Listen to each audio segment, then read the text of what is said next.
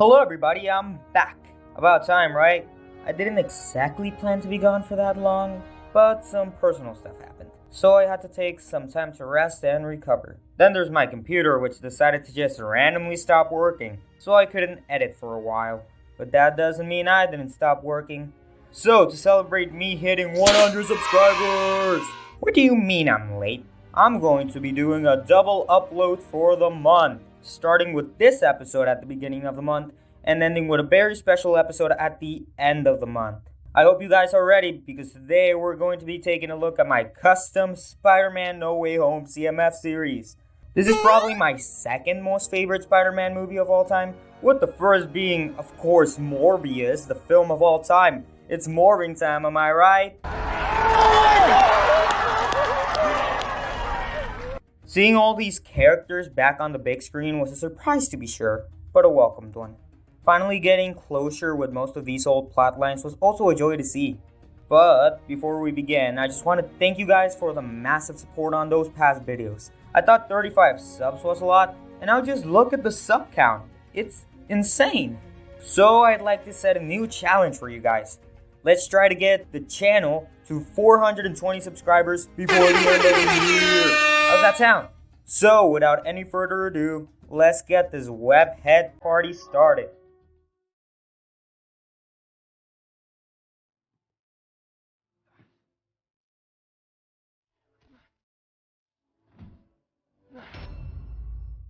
The classic suit from the end of the film is one of, if not the most comic accurate Spider-Man suit ever. Period. I really hope they actually keep this suit for the next trilogy because it's really neat looking. I gave him dual molded legs to simulate his boots. I would have added web printing to the legs, but I wanted to keep this series relatively realistic and LEGO would sadly never do that. The torso was a bit tedious to design as drawing web lines can get really annoying. But the new Tobey inspired spider logo was actually a joy to make. The suit is supposed to be made from this really shiny latex material, which I tried to recreate by adding this hex-like design with some muscle definition in this lighter color. The arm printing is similar to the one found in the recent comic sets, but a little bit rounder to fit that MCU suit design. For the mask, I reused the same one LEGO has been using since the Marvel CMF from last year. Same goes for the Peter head, which I've modified to capture more of that Tom Holland likeness. He would have a really happy expression and a shocked/scared expression which just screams Tom Holland to me for some reason. I gave him the dog strainer hairpiece in reddish brown as it's the same one LEGO used in the Marvel CMF, and I personally believe it really fits this version of Peter. For his accessories, I gave him the Palpatine LEGO minifigure he stole from Ned, and the coffee cup he got from MJ in the diner cafe place. I'm honestly really proud of how the figure ended up looking, although it's definitely not my favorite Spider-Man figure I designed for the series. The multiverse is real.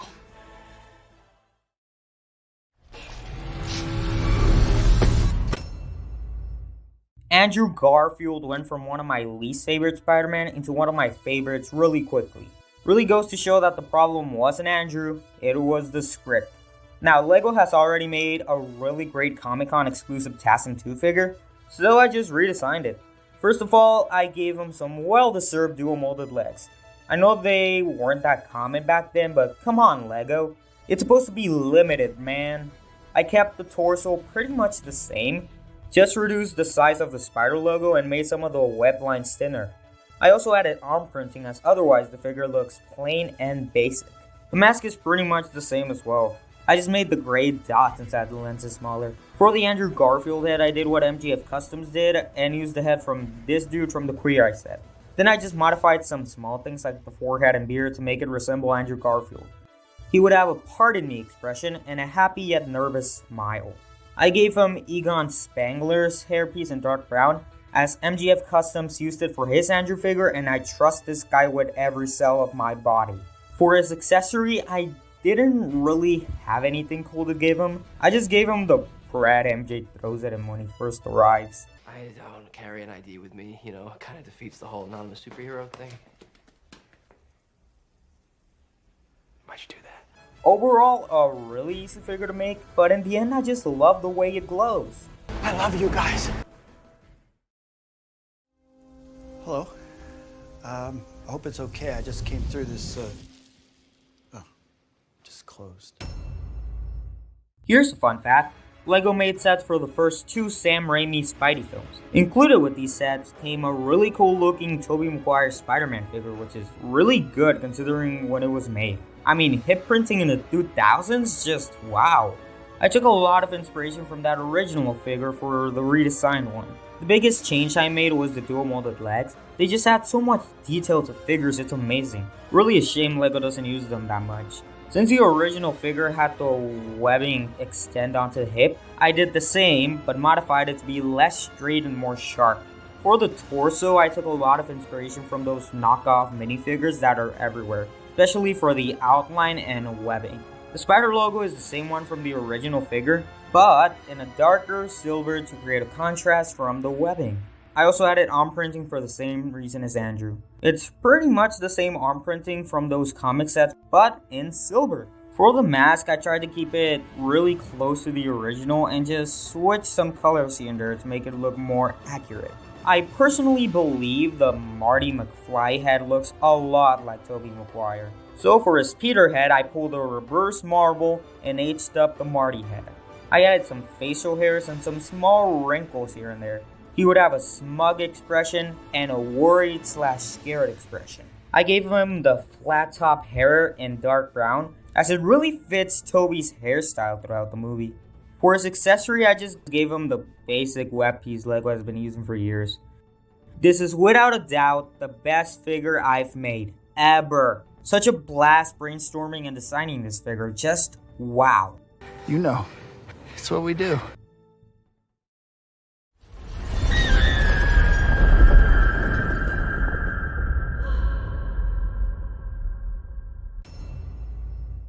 Gotta be honest with you guys, I've never really been a huge fan of Zendaya's MJ.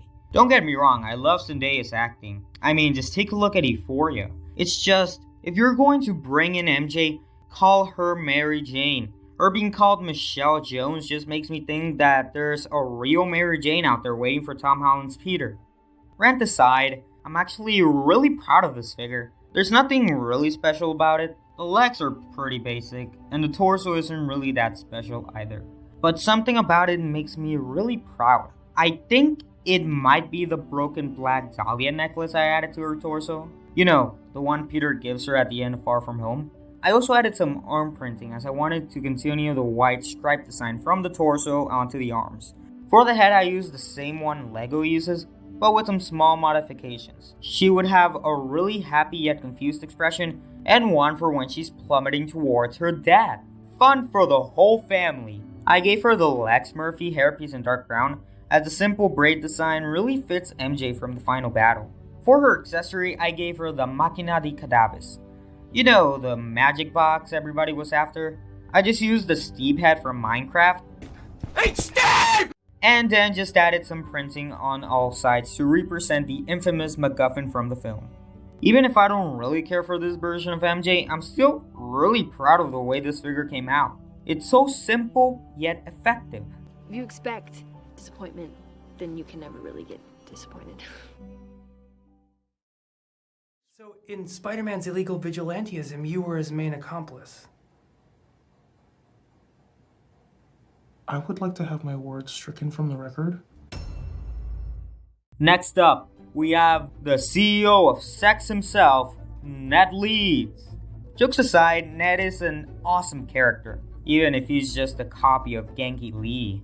I really enjoyed him throughout the whole trilogy, especially in this one. His legs are once again pretty basic, nothing too special. The torso though, that's something I'm extremely proud of. It looks exactly, if not the same, to the jacket Ned wears throughout the film. Is it perfect? No, nothing is. Is it pretty damn good considering my drawing skills? Hell yeah! I also gave him some pretty simple arm printing, just some blue lines at the end of his arms. For the head, I used the one from the accessory pack LEGO made, but with some small changes, like removing some of the double chin he had, as Jacob Batalon has lost some weight since the filming of Homecoming. Like seriously, dude looks great. I also replaced his grin with a really happy smile, just fits his personality more. He would also have a second face expression where he's pretty shocked and a little scared. Then there's the hairpiece, which doesn't really fit Ned. I was originally going to use this hairpiece that the original figure used, but it was sadly not available in the software I use. So I had to give him the dog strainer hairpiece in dark brown as it was close enough. For his accessory, I gave him his most powerful weapon, his laptop. Like seriously, he was able to hack fucking Stark technology at like 15 to 16 years old. And yet people have the audacity to call him a dumbass. I didn't really know what to add on his laptop, so I just recreated this frame from when the three Spideys were hanging out being science bros. Only thing I don't really like about this figure is the way the M looks on the torso and the hairpiece, but mixed in with all the other pieces it makes for a pretty solid figure, worthy of the CEO of sex himself. And I promise you, I won't turn into a supervillain and try to kill you.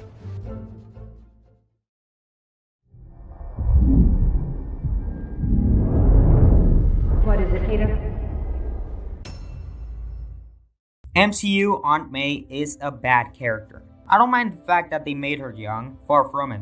I mind the fact that they turned her into an overly sexualized character. Marisa Tomei is a great actress, and you can tell she's trying her best with the role she's been given. So when they actually decided to turn her into a character in this film, I was pleasantly surprised. Her death was unexpected, still made me emotional though. Like, fuck man, that's Aunt May! Her legs are again pretty basic, and her torso is alright too. I really enjoy the red ribbon she has around her hip. The rest is just a button-up blue shirt. I also added some arm printing because why not? Just add that little extra detail the CMF series allows us to do. I didn't really know what to do with the head. I had to restart like 3 times since I was either making her too young or too old. Eventually though, I found a great middle ground by adding some wrinkles and age marks. She would have a neutral expression and a really angry expression. I gave her the Wanda Maximoff hairpiece in dark brown as it was the best looking hairpiece I could find. For her accessory, I gave her the Green Goblin cure. I built this thing by using a stud from the bottom, a 1x1 2-piece in trans green with some printing on the side, and this 1x1 flat stud print used for Star Wars sets. This is an alright figure. It's definitely not some of my best work, but I'm still really satisfied with the final outcome. You have a gift. You have power. And with great power, there must also come great responsibility. Welcome to the spiritual oasis. You like Donkey Kong Jr.? Next up, we have the man who never does service to his name, Harold Happy Hogan. He doesn't really have any good detail on his legs, and I didn't want to give him just some plain black legs. So I gave him dual molded legs in black and dark brown. For his torso, I took a lot of inspiration from this Agent Coulson minifigure. The open suit design just really works for Happy. I also added some simple arm printing to represent his sleeves. The head was another thing I had a hard time making. I just couldn't nail Jon Favreau's likeness. But hey, at least it's better than the one Lego made. Ew! What is that? He would have a "why the fuck is this kid calling me" expression, and another one where he's shocked and scared.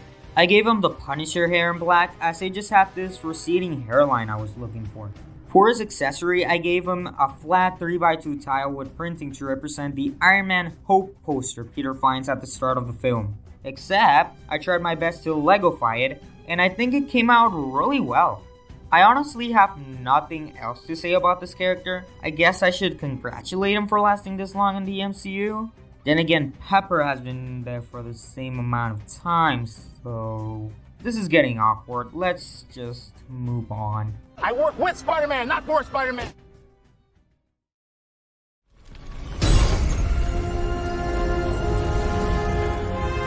Hello, Peter. Dr. Otto Octavius is one of my favorite Spider-Man villains. From his tragic backstory to his personality and power set, he's just so cool. So I tried my best to capture that coolness in minifigure form. I gave him dual molded legs to simulate his coat coming down onto his legs. I also added some shoe printing so it wouldn't feel so plain. For the torso, I started with this turtleneck shirt, then added the coat and arm wires on it. I took some inspiration from this Jock figure as I really liked the coat design on it.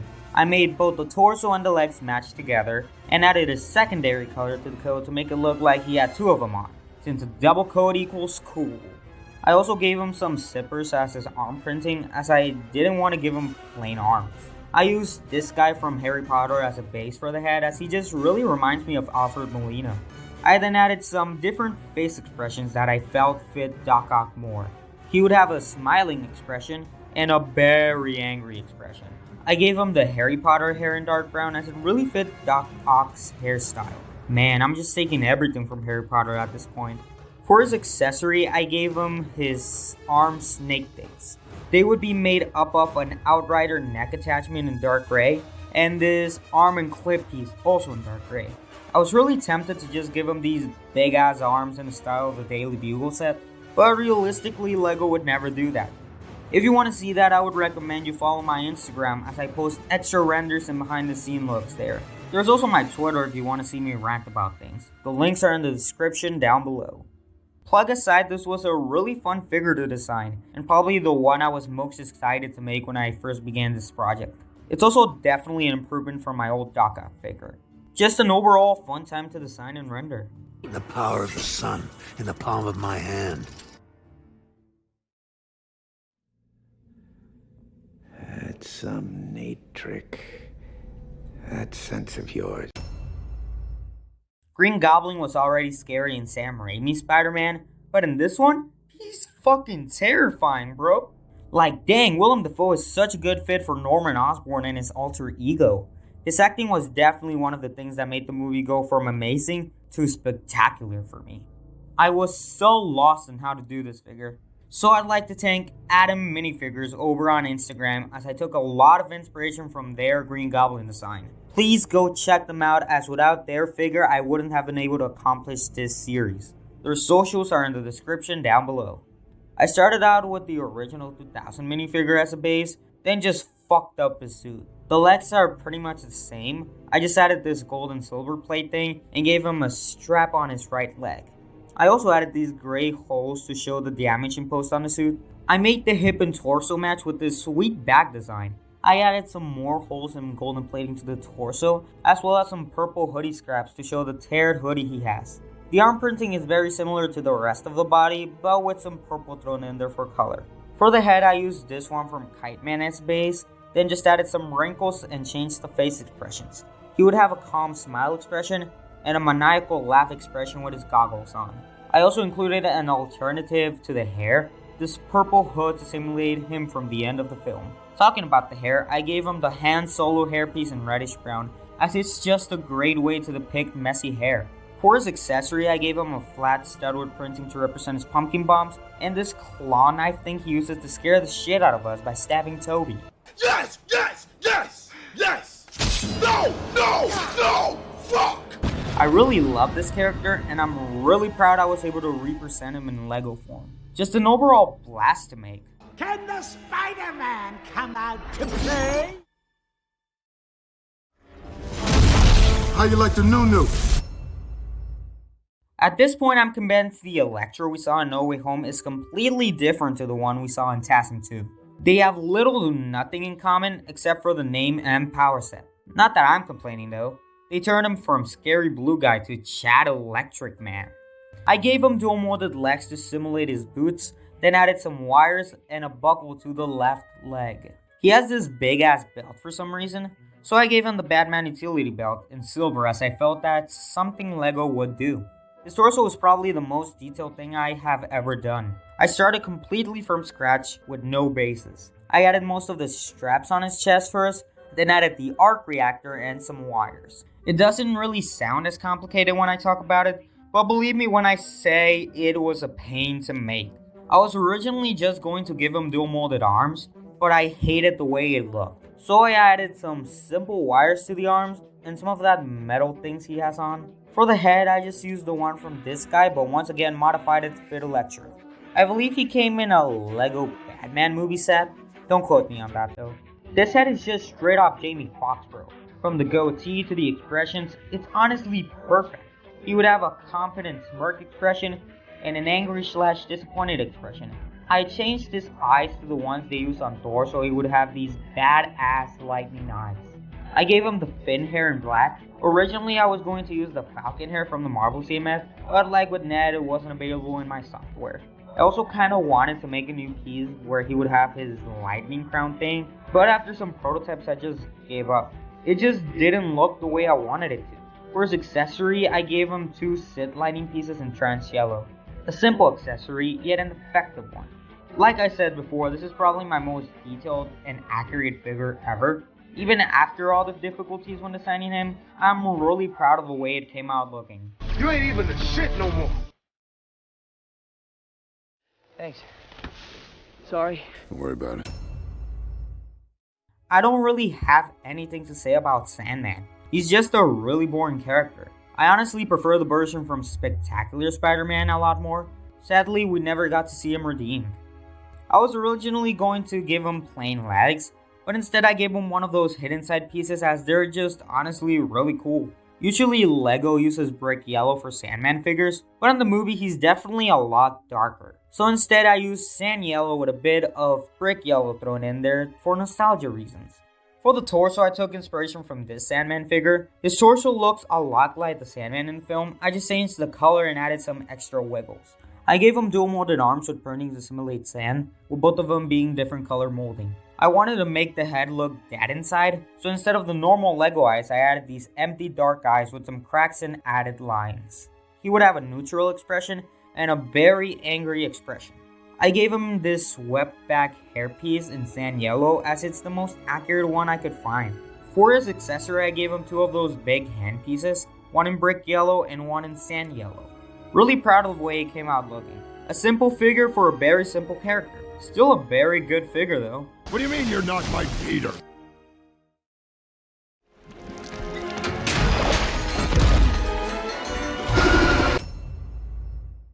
I honestly completely forgot Lizard was in the film. Originally I was going to make J. Jonah Jameson, but then I rewatched the movie for the video and I was like, oh shit, I forgot about that guy. So I quickly made him, and by quickly I mean 3 days, and added him to the CMF. LEGO would probably make him a big fig, but I couldn't do that on my software, so I made him a minifigure instead. I originally gave him normal minifigure legs, but after finishing them I realized it didn't work for him. So I replaced them with these Demogorgon legs in an olive color. He would also have a new rubber tail mold to represent his weird giant tail. For the torso, I used the Demogorgon figure as inspiration on how to make a monster-like design. He would also have some simple arm printing with some scales to really bring home that giant lizard feel. I really had no idea what to do with the head. Like, Lizard is so human, yet not. You feel me?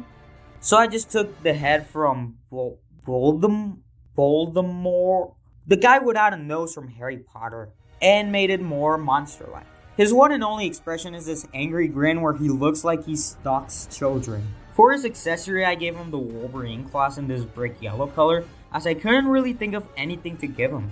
Overall, a very detailed figure for a character I completely forgot about. Poor Peter Parker.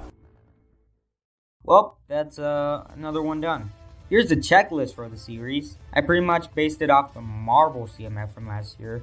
And finally, here's the shop at home group shop. Like I said in the last video, I have a lot of projects in the works. Like a year's worth of projects in the works. I also hope you're ready because later this month, the Illuminati will see you now.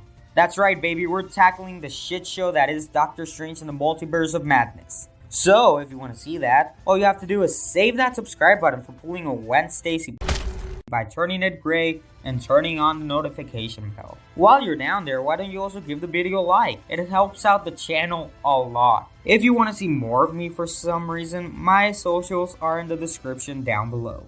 Anyway guys, I've been Cosmic, you've been great, and remember to stay awesome and creative. Until we meet again, fellow webheads.